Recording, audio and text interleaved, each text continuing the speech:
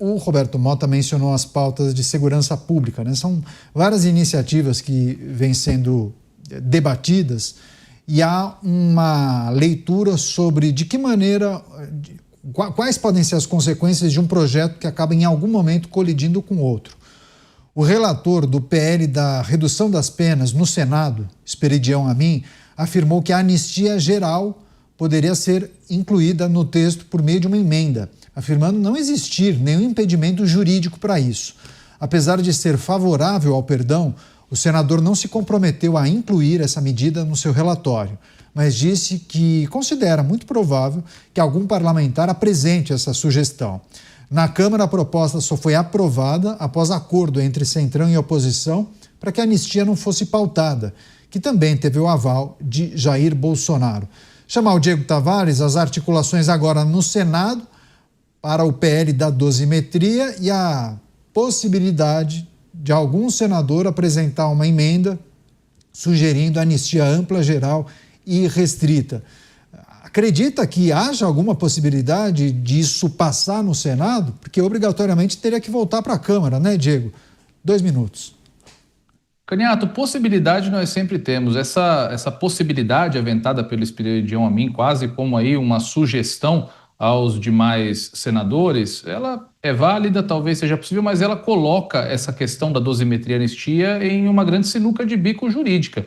Porque nós não temos dúvidas, e essa é a opinião de diversos juristas, inclusive aqueles que defendem a inconstitucionalidade da anistia, de que definir crimes e penas é competência do Congresso Nacional de forma indubitável. Ao trazer a anistia de volta aos holofotes, ao suscitar novamente a possibilidade de anistiar Jair Bolsonaro, todos os demais núcleos, os manifestantes do 8 de janeiro, nós colocamos esse remédio mais uma vez na mira do Supremo Tribunal Federal, enfim, instituição na qual vários ministros já deram declarações de bastidores que terão a palavra final sobre anistia. E a questão da dosimetria também é algo que nos bastidores é apresentada como agradável ao Supremo Tribunal Federal, que deixaria para o parlamento todo o desgaste de quem não concorda com a redução de penas. Então, para o Supremo, basicamente, ficaria a decisão dada, alterada, somente alterada, amenizada pelo parlamento, e não uma total reforma, que seria o caso da anistia. Então, esse panorama da possibilidade da inclusão de uma emenda pela anistia, eu acho que joga muito contra, inclusive, aos interesses de quem quer amenizar a situação de Jair Bolsonaro e dos manifestantes do 8 de janeiro. Esperidião Amin será o relator dessa proposta no Senado Federal. Há, inclusive, um alinhamento com políticos da direita. Há uma amizade antiga, inclusive, de Esperidião Amin com Jair Bolsonaro. E há muitas expectativas de que haja algum tipo de alteração nesse texto, até a admissão de uma emenda como essa. Mas qual seria como os deputados tratariam disso, né? Quais seriam as repercussões e consequências na Câmara? Muitos acabam apostando que isso poderia ser derrubado na Câmara Federal. Enfim, apostas e mais apostas. Só estou fazendo essa introdução antes de passar para o Musa, porque eu vou receber a Rede Jovem Pan. Aí todo mundo vai poder acompanhar na íntegra a análise e o comentário do Bruno Musa. Deixa eu receber a Rede Jovem Pan, notícia em destaque. O relator da dosimetria no Senado Federal não descarta alterar o texto, promover uma mudança no PL da dosimetria e transformá-lo no PL da anistia. Ele poderia admitir uma emenda, uma sugestão de um parlamentar e aí sim ampliar o perdão para todos aqueles que foram condenados pelos atos do dia 8 e pela suposta tentativa de golpe de Estado. Você, Bruno Musa, quais são os caminhos possíveis? Bom, realmente esse era um tema que a gente não conversava há um tempo, né? Ou grande parte não conversava aqui há algum tempo, e esse jogo foi alterado quando o Flávio anunciou a sua pré-candidatura. Então veja como realmente o jogo ele está completamente em aberto. É isso que eu acho. Até março, começo de abril, talvez ali, nada irá alterar, tudo pode ser alterado, nada está fixo, e o que não podemos descartar absolutamente nada. Talvez até ontem, há 2 dias atrás, quem sabe, falar sobre anistia era como ser um motivo de chacota, virou risada, né? Quem mais vai falar sobre anistia, ou até mesmo na semana passada sobre dosimetria, que voltou à mesa, e agora com o relator, o Esperidião Amin de Santa Catarina, podendo trazer anistia novamente. Eu, particularmente, aqui é uma mera opinião, infelizmente eu acho difícil, e eu falo aqui infelizmente não é por ser um lado ou outro, mas porque esse processo começou completamente torto, ele é altamente discutível, a instância na qual foi julgado não é a correta, e não é a correta devido ao que a legislação brasileira, não é a minha própria opinião, mas quem sabe podemos colocar essa pauta na mesa da discussão. Eu acho que uma sociedade só cresce, só amadurece quando há debate. E o que eles querem, a grande parte dos burocratas e tecnocratas, é evitar que a gente pense, que a gente discuta. Afinal de contas, a gente começa a perceber, através da discussão e debate de ideias, que eles são muito menos importantes na nossa vida do que a grande maioria das pessoas acha. Então, acho, eu particularmente, que a anistia é difícil, mas aqui eu vou fazer até, digamos, uma previsão tanto quanto arriscada. Na minha opinião, a dosimetria já tem um acordo preparado ali nos bastidores e ela deverá, sim, ser aprovada. O Zeli cobrou a nossa produção aqui sobre a enquete. A enquete não está no ar, já está, viu? Nossa produção já colocou, está publicada também no YouTube, quem puder participe também no YouTube. Mota, dá para conectar essa discussão sobre dosimetria versus anistia com a situação dos deputados que não foram cassados? Que muitos entendem, olha, os fins justificam os meios. Se eles negociaram lá a situação do Glauber e evitaram, inclusive, a cassação da Zambelli, que todo mundo acreditava que iria acontecer, a situação que envolve Flávio Bolsonaro também não pode mexer nas tratativas entre os congressistas e, sei lá, pintar uma anistia? Eu não tenho dúvida nenhuma que a anistia vai pintar. Eu só não sei quando.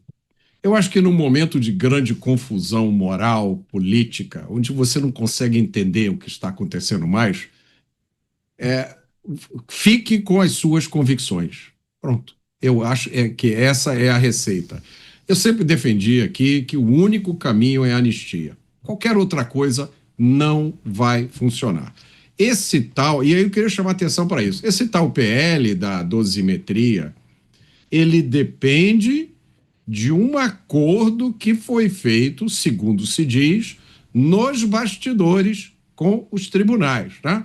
Dizem, olha, não, esse texto aqui, ele já foi aceito, ele foi aprovado, está tudo acordado.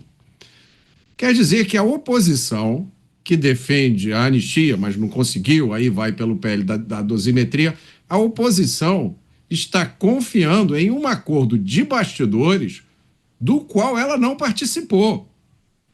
A oposição, aprovando esse PL da dosimetria, está confiando que esse acordo, que foi feito sem a oposição, vai ser cumprido. Ou seja, deixa eu traduzir, a oposição e os réus do 8 de janeiro dependem da boa vontade do tribunal em cumprir esse acordo.